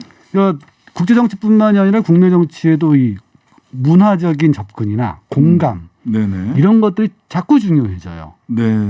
그러다 보니까 근데 확실히 이 소프트 팔러틱스는 이 주로 남성인 배우 그 후보보다는 네. 여성인 배우자가 훨씬 더 부드럽고 좋거든요. 이건 대통령 부인들도 마찬가지예요. 그러니까 네네. 지난번 지희씨 같은 경우에 보시죠. 네. 그 김정수 여사께서 가셔서 한지 가방 한지 하시고 가방. 예. 또 그 가방 자랑하시면서 뭐 한반도 평화 얘기도 하셨거든요. 그런데 만약에 문재인 대통령이 한지 장지 가방 꺼내서 한번 생각해 보세요. 이거 굉장히 좀 이상하잖아요. 그러네. 그러니까 그런 것이 그 국민들에게 미치는 영향, 네. 호감도에 큰 영향을 받거든요. 대통령 후보도 마찬가지입니다. 네네. 대통령 후보가 이런 문화적 공감이라든가 이런 거 네. 생각보다 쉽지 않아요. 네. 한국에 특히 남자들은 정말 쉽지 않아요. 네. 그런데 여자 배우자분들, 특히 여성 배우자분들이 가서 문화적인 얘기도 하고 청년들과 공감도 하고 네. 이런 것이 노출이 되고 굉장히 중요하죠. 네. 특히나 이번 대선이 뭐 49대 51 싸움이다 이렇게 이제 박빙으로 가지 않겠냐. 현재까지의 뭐 예측은 그러한데 그렇죠. 그렇다면 이런 박빙 싸움에서 배우자의 소프트 팔러틱스 문화와 공감이라는 키워드로 소프트 팔러틱스를 설명을 해주셨는데 이 소프트 팔러틱스는 배우자의 소프트 팔러틱스는 매우 중요해질 거다. 그리고 또 하나가 거죠? 이제 이 현대 미디어 민주주의의 특징 중에 하나인데 네. 정치인이 셀럽화돼요. 그렇죠. 그거는 뭐 사실은 우리 팬클럽 얘기를 하는데 네. 여러분들 2000년대 이전에 박정희 팬클럽이 있었습니까? 없었죠. 네. 없었잖아요. 네네. 근데 이게 정치 셀럽화 현상인데 네. 이 셀럽들의 특징을 보면 그 가족이나 이 가정 생활 이런 것에 대한 관심들이 굉장히 많습니다. 페리스 힐튼 보십시오. 페리스 그렇죠. 힐튼. 바로 그 우리 트럼프 대통령 같은 경우 멜라니아.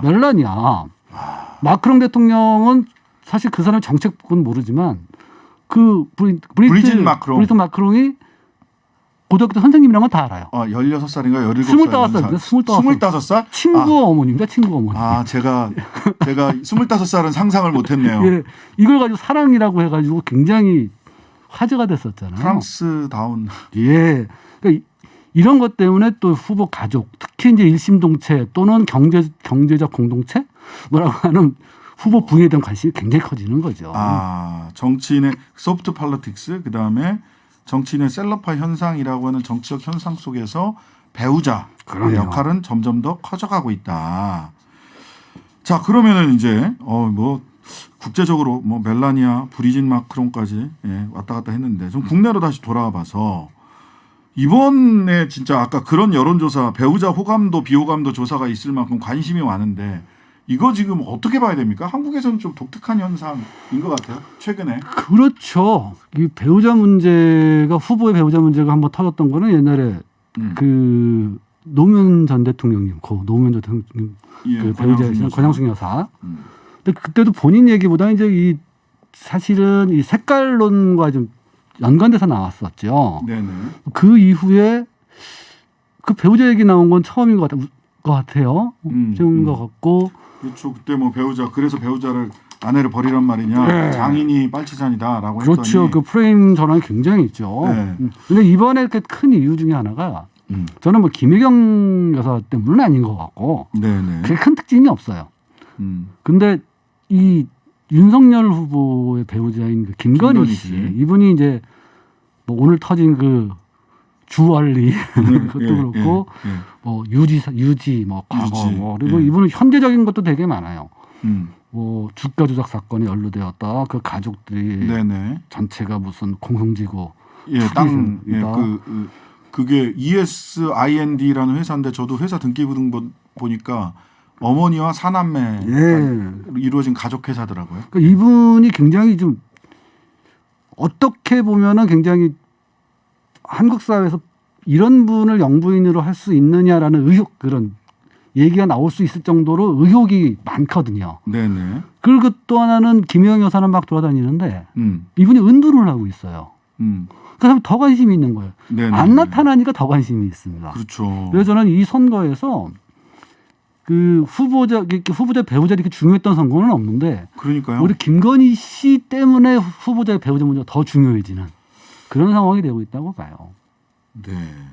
뭐 밝혀지진 않았지만 또 김혜경 씨 관련해서는 이전에 또 뭐 이 트윗과 관련된 해경군 김 씨요. 해경군 김 씨 이렇게 해가지고 그것 때문에 비호감도가 김혜경 씨도 38.7%나 되나 하는 생각이 그거는 아니고 왜냐하면 그때 그 해경군 김 씨 문제는 경기도 도지사 경선에 관련된 문제이기 때문에 경기도 도지사 경선에 참여한 사람이 이미 잘 몰라요. 그래서 이것 때문에 비호감도가 높다고 볼 수는 없고 이거는 소위 후보에 대한 비호감도가 부인에게 투사된 겁니다. 그러니까 후보 호감도 정치화되는 거죠. 그래서 후보 호감도가 그래도 35% 나오는 윤석열 후보의 배우자인 김건희 씨 호감도가 14% 나오는 게 놀라운 현상이거든요. 그러니까요. 이거는 좀 그러니까 보통은 이게 동조화되잖아요. 당 지지율이나 또는 후보 자체의 지지율 내지는 후보에 대한 호감도, 후보에 대한 비호감도가 그대로 동조되기 마련인데 김건희 씨 관련해서는 굉장히 호감도가 14.9고 비호감도가 56.7이에요. 이게 뭐 여론조사 얘기를 할 수가 없으니까 이제 말씀을 못 드리겠는데 굉장히 특이한 현상 중에 하나가 여기 결과표를 쭉 보면 원래 한국의 60대 이상 여성이 더 보수적인 경향이 많거든요. 그렇죠. 의외입니다. 한국의 남성 60대보다 여성 60대가 윤석열 후보 지지율이 낮은 경향이 이곳저곳에서 나타나요. 말하자면 그 말씀은 여성 60대의 윤석열 후보에 대한 지지율이 낮은 것은 배우자 비호감도가 반영된 결과 아니냐? 생각보다 그러니까 그거 외에는 설명이 안 돼요. 설명이 안 되는 것들이 많아서 그러니까 특히 여성들에게 남자들은 사실 잘 관심 별로 없어요.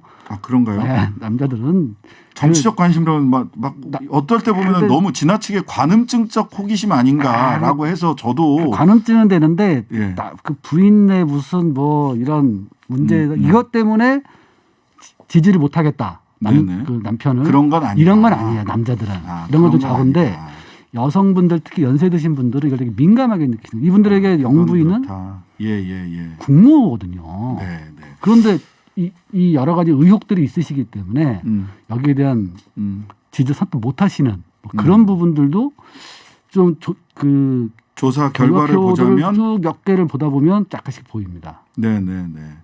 자, 그러면 그 과거 대선 과정에서 후보자 부인 배우자의 리스크와 여기 뭐 꼭 부인이라고만 할 수 없습니다. 심상정 후보의 배우자 남자잖아요. 이승배 선생님이라고 갈치조림 아주 잘하시는 분이 계세요. 원래 출판사 하시던 분인데 배우자라는 표현이 정확합니다. 배우자라는 표현이 정확하고요.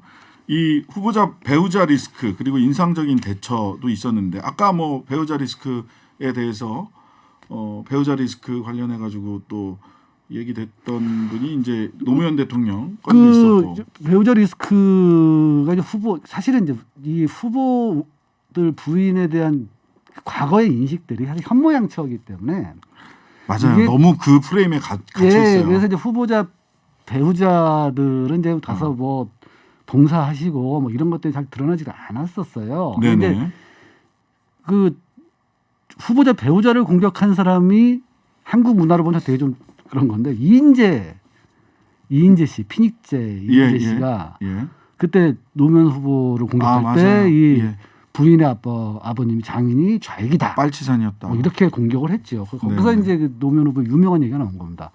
그럼 내가 아내를 버리란 말이냐. 이 이념 문제를 졸지의 그 홈 스위트 홈 가족 문제 조강지처 문제로 바꿔버렸던 거거든요. 아마 이런 프레임 전환을 그 윤석열 후보도 알고 있는 것 같아요. 얼마 전에 TV에 나와서 아내와 대통령 얘기하니까 아내를 선택하겠다 대통령직보단. 제 느낌이 약간의 그 벤치마킹이다. 벤치마킹하는 것 같은데 이게 좀 달라요 이 리스크가. 물론 프레임 전환을 하는 건 해야 되는 건 맞는데 이게 본인 리스크란 말이에요. 아버지 리스크가 아니에요. 아버지 부모의 리스크가 아니에요. 본인 리스크라서 이런 리스크는 프레임 전환을 하려면 본인이 등장을 해야 됩니다. 본인이 등장해야 된다. 사람들이 뭘 알아야 그 본인에 대한 어떤 최소한 눈을 마주치고 뭔가 그 감정 교류가 있어야 소프트 팔로틱스의 문화적 공감, 뭐 감정의 교류 이런 게 있어야 된다. 있어야지 이게 프레임 전환이 되거든요. 근데 그럴 사람이 아닌 것처럼 보이더라. 너무 따뜻하더라. 뭐 이런 게 좀 보인다든가. 그래서 억울한 배우자 뭐 이렇게 프레임 전환을 하더라도 나와야 됩니다. 근데 은둔하고 있어요. 이게 더 사실은 나빠요. 적절한 시점에 나온다라고 하는 얘기와 임태희 그 총괄 상황본부장이 커튼 뒤에서 역할을 할 거다. 그리고 뭐 중앙일보에서는 집밥 내줘 이렇게도 얘기를 하더라고요. 집밥 내줘. 아니 뭐 최순실인가요? 뭐 뒤에서 내줘하게요. 아까도 말씀드린 소프트 폴리틱스는 분명히 장이 있어요. 그 특히 여성들에게 남자들은 좀 어딘가 좀 그 소프트한 걸 좀 못하잖아요. 근데 이 장을 아예 안 나오고 뒤에서 후보를 조정한다? 후보를 내조한다. 뭐 조정이라기보다는 내조. 그 저 중앙일보 기사에 따르면은 집으로 찾아오신 분들에게 극진한 그 밥상을 차려내서 그러면 혹시 윤석열 후보가 당선되면 내내 밥상만 차려주실 건가요? 영부인의 역할이 있죠. 지금 점점 더 여성의 사회적 지위가 올라가고 독립성이 강조되면서 점점 더 이런 게 늘어나거든요. 그런데 후보 때 한 번도 안 나오고 영부인이 돼서는 이제 나오겠다. 그럼 계속 구설에 휩싸일 수밖에 없어요. 그 구설을 해결하고 가야지 어떤 방식으로든지 간에 국제무대에서 어떻게 할 겁니까? 자, 어떤 방식으로든 간에 등장해서 국민들과 눈을 맞추는 것이 프레임 전환이라도 할 수 있는 가장 기초적인 첫걸음일 거다. 사실 지난 대선 때는요. 안철수 후보 부인 김미경 교수 같은 경우 서울대 채용 논란도 있기는 했었습니다. 안녕하세요님. 이순자 씨 빨간 바지 생각나네요. 강남 투기열풍. 이게 생각해보면 그 대통령의 배우자가 리스크가 되는 경우가 흔치가 않고 잘 안 보여요. 근데 두 명이 있습니다. 빨간 바지 이순자 여사와 삼천 켤레 구두 이멜다. 이멜다. 필리핀 이멜다. 그런 분이 계셨죠. 자, 후보자의 배우자 왜 중요한가? 소프트 팔로틱스라는 말씀해 주셨고요. 정치인의 셀럽화 그리고 프레임을 전환하기 위해서라도 국민과 눈을 맞춰야 된다. 어서 등장하시라라고 하는 조언까지 가천대 한상익 교수였습니다. 감사합니다. 예, 감사합니다. 매주 수요일 서울 소식 전해드리는 인서울 코너입니다. 지금 몇 주째 계속해서 내년 서울시 살림살이 가지고 서울시 의회 의원님들 그다음에 서울시 공무원 서울시 쪽에 오세훈 시장 측의 반론 계속해서 이어서 들어보고 있습니다. 오늘 일단 마지막 시간입니다. 서울시 주력 사업 중 하나가 포함되면서 관심이 집중되고 있는 교육 분야에서는 대표적으로 서울런이라는 거죠. 교육 예산에서도 혁신교육지구 사업 예산으로 60억 원 삭감해가지고 조희영 교육감께서 저희 방송에 출연해가지고 이거 안 된다라는 말씀을 하셨어요. 그다음에 서울형 대안교육기관 예산 15% 삭감한 가운데서 유독 서울런 뛰는 런 말고 LEARN 런 공부하다 배우다 이 뜻으로 보여요. 관련 예산이 크게 증가했다고 하는데요. 자세한 내용 같이 알아보겠습니다. 더불어민주당 김경 서울시의원, 서울시의회 예산정책연구위원장님이십니다. 안녕하세요. 네, 반갑습니다. 김경입니다. 네, 반갑습니다. 오세훈 서울시장이 교육 관련 주력 사업으로 발표한 게 서울런입니다. 소득 격차에 따른 학력 격차 해소하기 위한 교육 지원 사업이다. 이거 말하자면 인강 아닙니까? 네, 간단하게 얘기하면 인강, 인터넷 강의. 네, 맞습니다. 이게 뭐 어떻게 인강을 이전에 이게 강남구인가요? 그쪽에서 인강 네, 하면서 강남구청에서 한번 했었죠. 예, 강남 인강. 네. 예, 그게 서울 인강 되는 겁니까? 어떤 겁니까? 소개 좀 해주시죠. 뭐 비슷합니다. 어쨌든 이제 명분은 소득 계층 간의 학력 격차가 점점 심화되고 있다. 그래서 저소득층 아이들을 위해서 교육 사대를 놓겠다라고 하는 취지입니다. 그래서 이제 이런 사업 필요성에 대해서는 뭐 다들 충분히 공감을 할 건데요. 네. 이제 문제는 뭐냐면 이 과연 이런 방법으로 해서 해가지고 학력 격차가 해소될 것인가라고 네. 하는 그런 근본적인 거. 네네 방법에 좀 문제가 있다 이런 겁니다. 네네. 그래서 제가 판단하기에 이제 좀 이따 또 말씀 나오겠습니다만 네. 이 서울런은 대표적으로 정말 졸속 탁상 행정이다. 이렇게 졸속 말씀 탁상 행정. 네, 드릴 수 있을 것 같습니다. 그런데 문제는 이런 졸속 사업을 제대로 평가하지도 않고 다시 네. 내년에 예산을 대폭 늘리겠다고 지금 그렇게 하고 있는 겁니다. 일단 서울런을 올해 했고 그다음에 내년에는 167억 8천만 원 내년 예산. 맞습니다. 예. 도대체 이 어떻게 올해 진행됐는지 좀 평가를 해봐야 되지 않을까요, 진짜? 올해 어떤 효과가 있었나요? 실효성 평가 부분을 한번. 네. 그 실효성이라고 하면 이제 뭐 이제 두 가지로 이야기할 수 있을 것 같습니다. 첫 네. 번째로는 얼마나 많은 학생들이 수강을 했느냐. 그렇죠. 그다음에 두 번째로는 정말 학력 격차를 해소했느냐. 이렇게 두 가지 측면인데요. 첫 번째는 수요 예측 자체를 아예 빗나갔습니다. 다시 말해서 11만 명을 예측을 했는데 실제적으로 멘토링 수업까지 같이 한 친구들은 딱 1%입니다. 그래서 약 한 1,000여 명에 불과하고요. 그리고 또 문제는 진도율을 또 보니까 사실 이제 뭐 수능도 다 끝났는데 네. 진도율이 30%밖에 안 됩니다. 그럼 뭐 공부 안 했다는 건데. 네. 그리고 이제 그럼 효과가 있었느냐? 그럼 네네. 그 들었던 그 1%의 학생이라도 정말 학업 성취도가 높아졌다라고 하면 좀 나름대로 또 의미가 있을 것 같습니다. 그래서 내용을 좀 훑어보니까 네. 사실 학력이 높아졌다, 학업 성취도가 높아졌다라고 하면은 우리가 무엇을 가지고 평가를 하겠습니까? 먼저 사전에 한번 검사를 해보고 네. 그다음에 그 수업을 다 듣고 난 다음에 사후에 한번 검사를 해봐서 그 두 개를 같이 비교해서 결과를 알 수 있는데요. 네. 그런 거 없이 네. 이 사업에서의 평가는 유일하게 딱 하나. 네. 만족도 평가밖에 없습니다. 그냥 본인이 그냥 인상 비평이네요. 만족했냐 맞습니다. 안 했느냐. 네. 네. 그걸 가지고 어떻게 이 사업의 성과를 판단을 한다는 건지 이해를 할 수가 없습니다. 성과를 판단할 만한 객관적 지표 자체가 존재하지 않는다. 맞습니다. 성과를 판단할 수 있는 뭐 나름의 지표라고 볼 수 있는 가입률, 진도율, 그다음에 실질적으로 멘토까지 이용해서 최종적으로 이렇게 끝까지 갔던 비율은 뭐 1% 남짓, 평균 진도율은 30% 수준이다. 이걸 왜 또 하는지 묻지 않을 수가 없는데 너무 근본적인 질문인가 모르겠는데 이거 수정 보완하거나 이거보다 더 좋은 그 교육 격차를 해소할 수 있는 더 좋은 사업으로 바꾸거나 최소한 수정 보완해야 되는 거 아닌가요?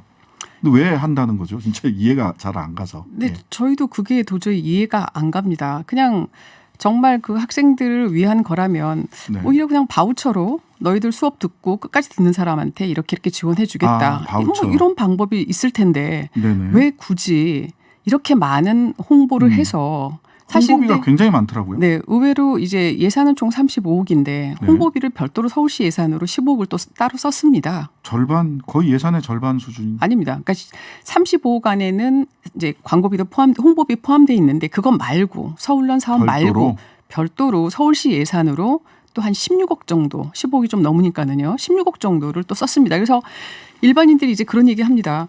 아, 서울런 하면서 참 저소득 아이들 정말 학력 격차 해소되겠구나. 일반인들은 그렇게 생각하는데 네. 막상 저소득층 학생들, 그러니까 대상인 아이들은 자기네들은 수업을 안 듣고 있는 거죠. 네. 그리고 들어도 진도율이 30%밖에 안 되는 거죠. 그러니까요.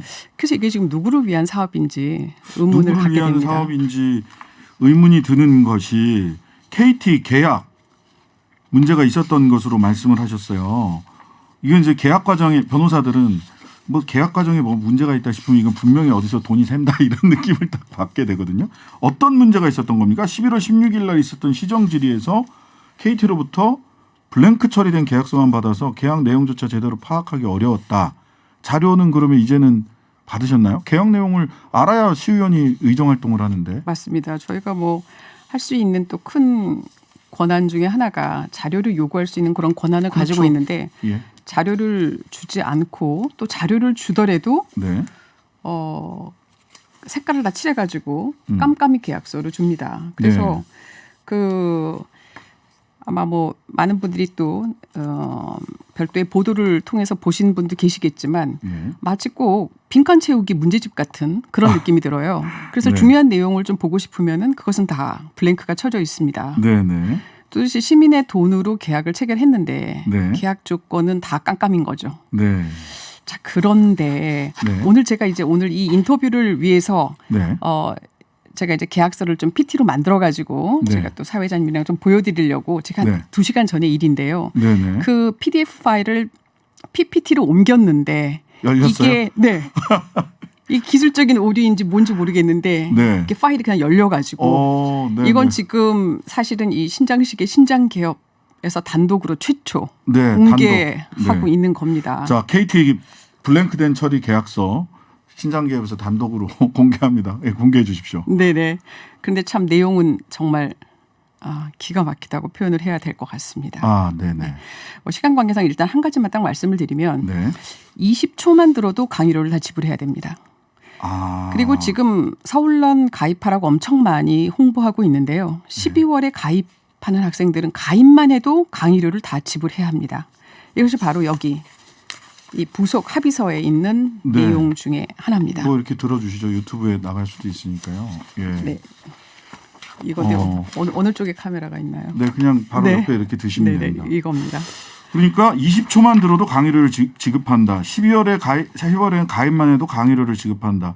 그러면은 KT한테 너무 일방적으로 유리한 조건 아닌가요? 맞습니다. 이거는 이 또 뭐 내용들 자체가 정말 그 지난번에 시정 질문 때 오세훈 시장께도 이렇게 많은 돈이 지금 들어갔고 실질적으로 수강을 한 친구들은 많지가 않은데 이거 네. 나중에 다 돈을 돌려받을 수 있느냐 서울시가 그랬더니 네.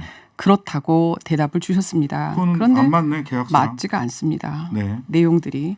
네. 저희가 지금 차 타고 이제 방송국에 오면서 이건 정말 완전 우리 의회나 또 시민을 대상으로 이거 완전 뭐 사기극 아닌가 저는 뭐 그런 느낌까지 들었고요. 적어도 서울시장께서 하신 말씀과 그 계약서 내용은 안 맞네요. 안 맞습니다. 예. 그래서 교육 격차 해소가 아니라 정말 서울시의 실적과 성과를 홍보하기 위해서 정말 시민의 세금 35억을 이용한 거다. 네. 20초만 들어도 인강업체에 돈을 주겠다. 이게 정말 저소득층 아이들을 위한 계약인가요? 이게 인강업체와 KT 그리고 이 사업으로 생색을 내고 싶은 그 누군가를 위한 그런 거다. 이렇게밖에 볼 수 없지 않을까 이런 생각이 듭니다. 그러니까요. 제가 전에 이렇게 변호사 되기 전에 밥벌이를 위해서 학원에서 강의를 하고 인강을 찍어봤어요. 저도. 근데 앞에 몇 분은요. 맛보기 강의라고 해서 보통은 공짜로 보여줍니다. 맞습니다. 맛보기 강의도 있죠. 근데 이건 20초입니다. 20초 보면 강사료 주면 우리 인강 찍은 강사님도 굉장히 좋아하시겠네요. 20초만 보면 강사료 준다. 그다음에 12월 달에는 가입만 해도 강사료를 준다. 와, 이거는 가입만 해도 강사료를 준다 이렇게 하면은요 온갖 나쁜 생각이 다 듭니다. 가입만 할 수 있는 여러 가지 방법이 있습니다, 사실. 유인책 많이 있죠. 예. 근데 이 부분에 대해서 충분히 이렇게 학생들이 이렇게 강의를 안 들으면 뭐 강의료를 뭐 돌려받거나 업체로부터 이럴 수 있다라고 오세훈 시장께서 말씀을 하셨었다는 건가요? 그러니까 맞습니다. 예. 왜냐하면 너무 지금 수강 신청률이 낮고 또 진도율도 낮기 때문에 그럼 이게 네. 남은 돈은 다 어떻게 하냐? 그러니까 35억이나 드렸는데 했더니 남은 수강료는 전부 다 돌려받습니다라고 저한테 답변을 주셨거든요. 네. 근데 이제 이 계약서, 이 부속 합의서 네. 별도로 붙어 있는 이 부속 네. 합의서에 네. 보면 이거 뭐 달라고 해도 하여튼 계속 블랭크 쳐졌었는데 어쨌든 20초만 들어도 강의료를 지급한다.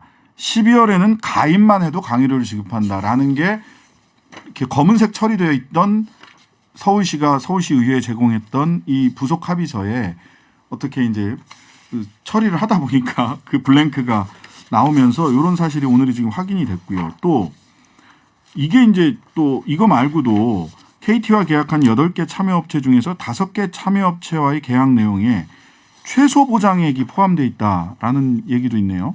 네, 맞습니다.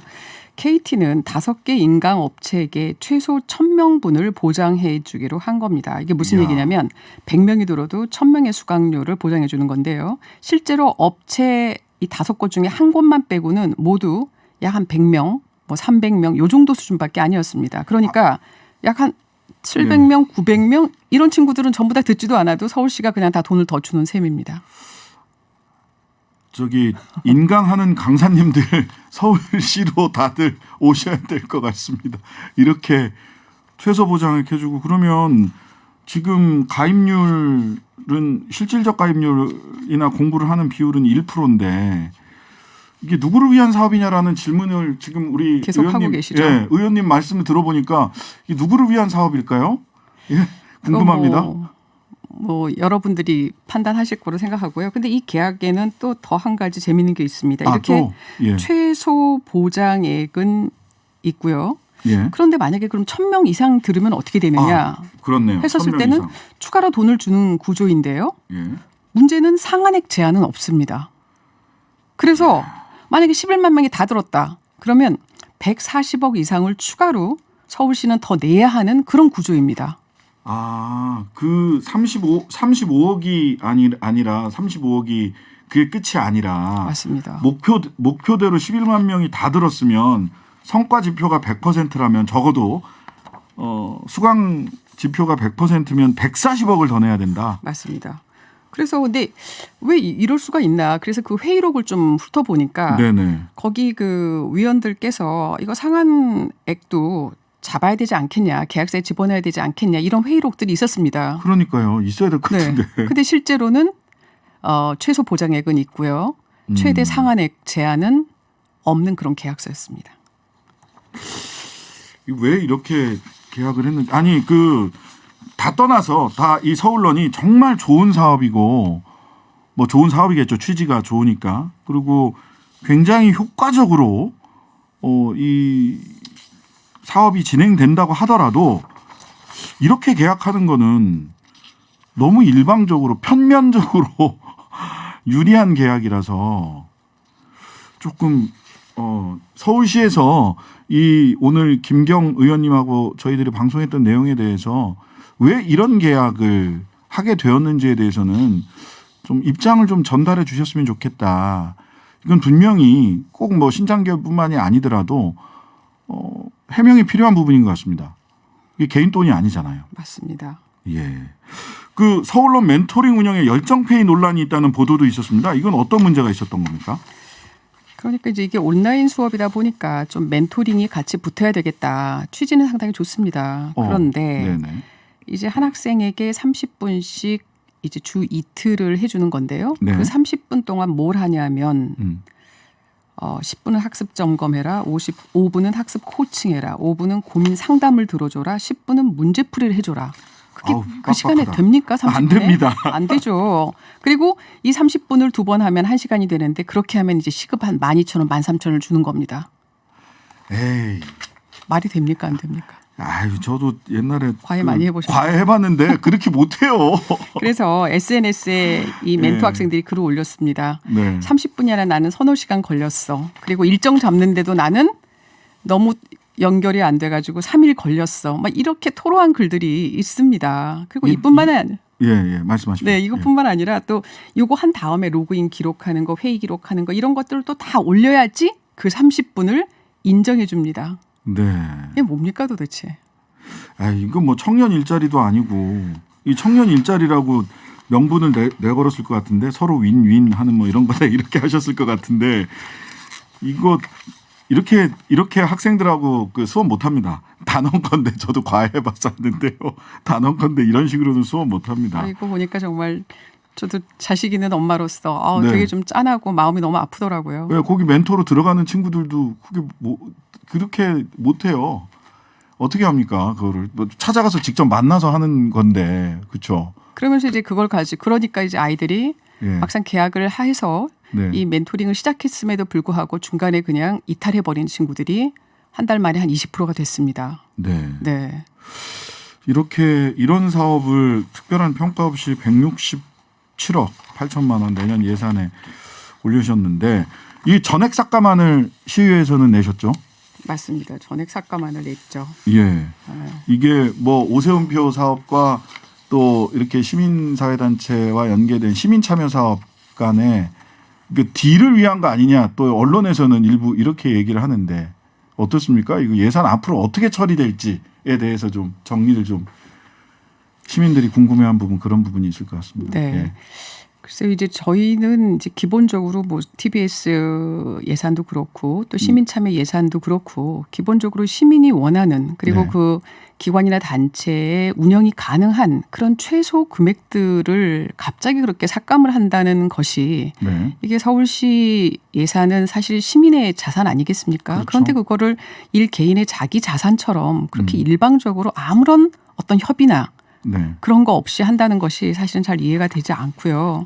그리고 이제 행자위에서도 이 서울론 사업에 대해서 전액 삭감 의결을 했는데 이게 이제 여러 가지 측면에서 보았을 때 결국은 이제 11만 명 중에서 1%만 멘토링까지 이제 진행하는 그런 사업이고 진도율도 아까 말씀드린 것처럼 30%밖에 안 나갔잖아요. 그러니까 마치 꼭 이런 겁니다. 잔치집에 100명을 초대를 했어요. 한 명 정도 안 딱 한 명 왔죠.